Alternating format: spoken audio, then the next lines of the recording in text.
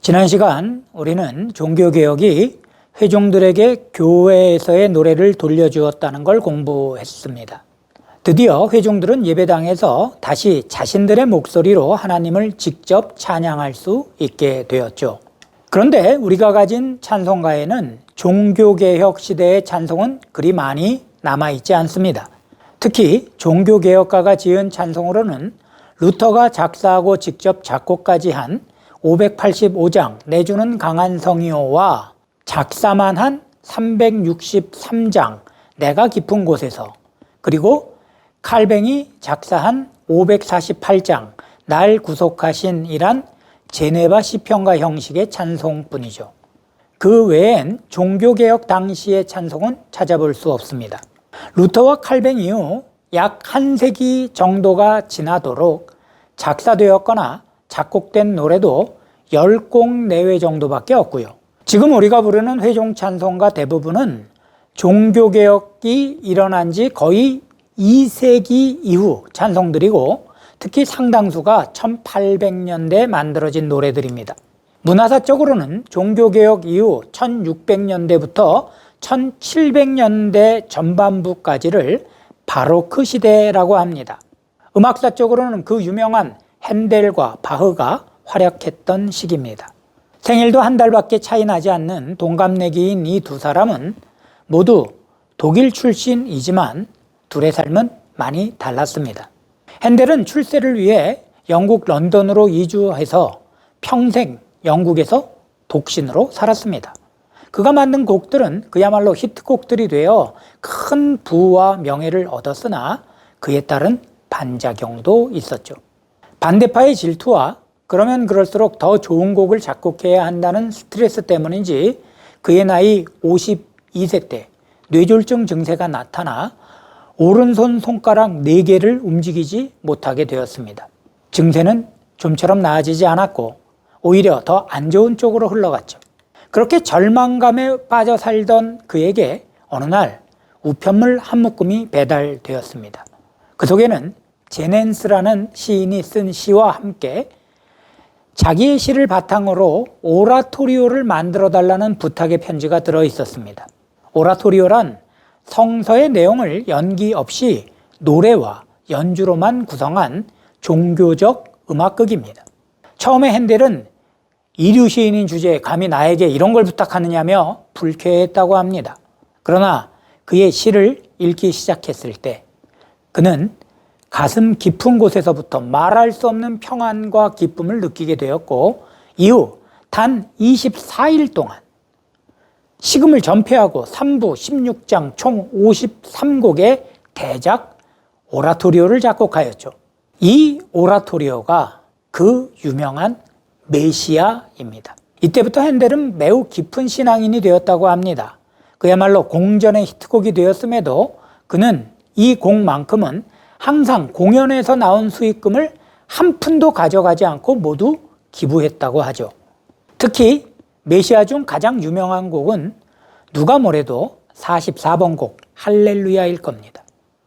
이 곡을 듣던 조지 국왕이 너무 감동한 나머지 자리에서 일어났고, 이후 이 곡을 듣는 모든 관중은 이 곡이 연주될 때마다 자리에서 일어나는 게 관행이 되었다는 얘기가 전해질 정도죠. 아무튼 우리 찬송가엔 메시아와 관련된 두 곡이 들어 있습니다. 하나는 성탄절 찬송 중 고요한 밤 거룩한 밤만큼 많이 불리는 115장 기쁘다 구주 오셨네와 170장 내 주님은 살아계셔이죠. 내 주님은 살아계셔 날 지켜주시니 그 큰 사랑 인하여서 나 자유 얻었네.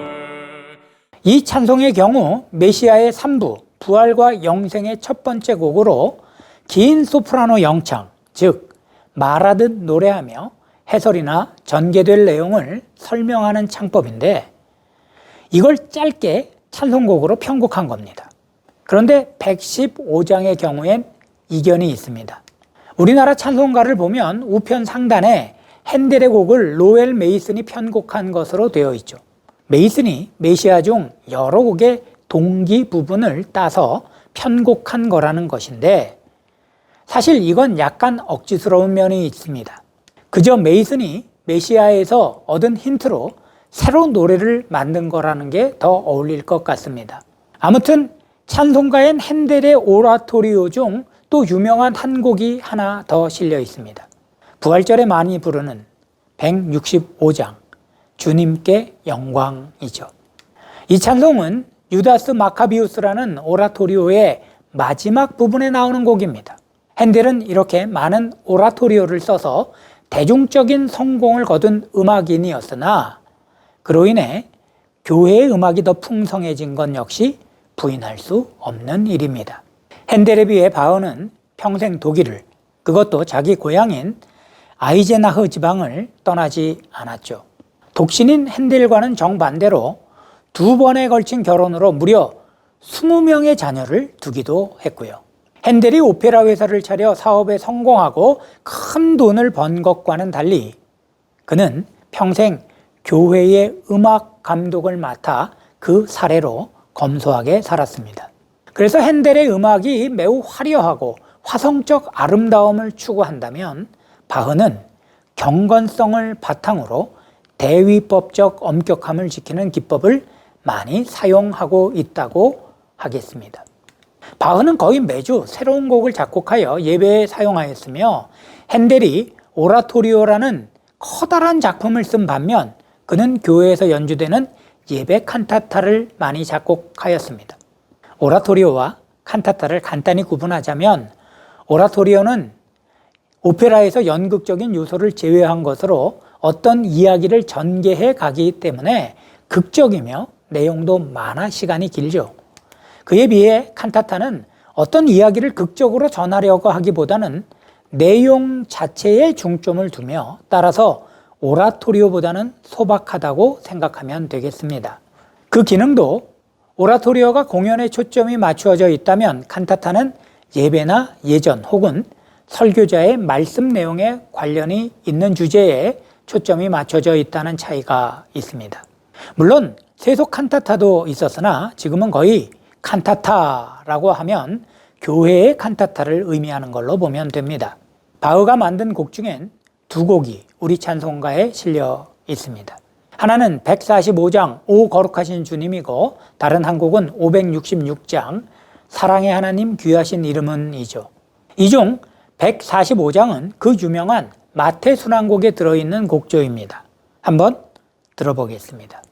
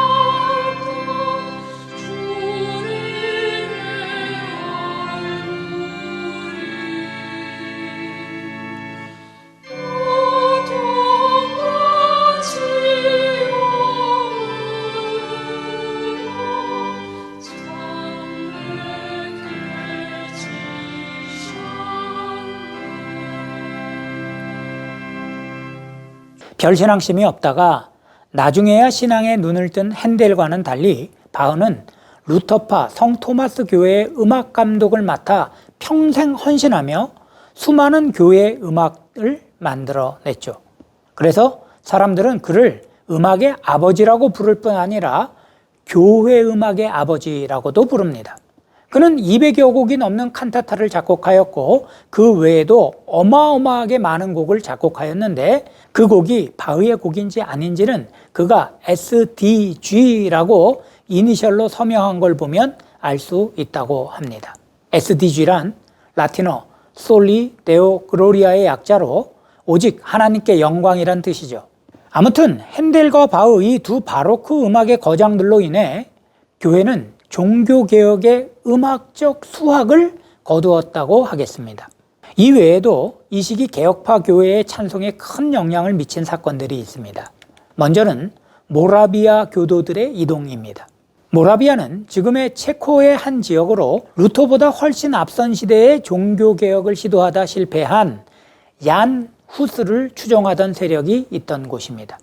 그런데 그들이 루터의 종교개혁 이후 종교적 자유를 찾아 독일로 집단 망명하게 된 것이죠. 모라비아 교도들은 활기 넘치는 회종 찬양과 복음 전도에 대한 열정으로 유명했습니다. 심지어 당시엔 금기시되었던 금관 악기를 예배 때 사용하기도 할 정도였으니까요.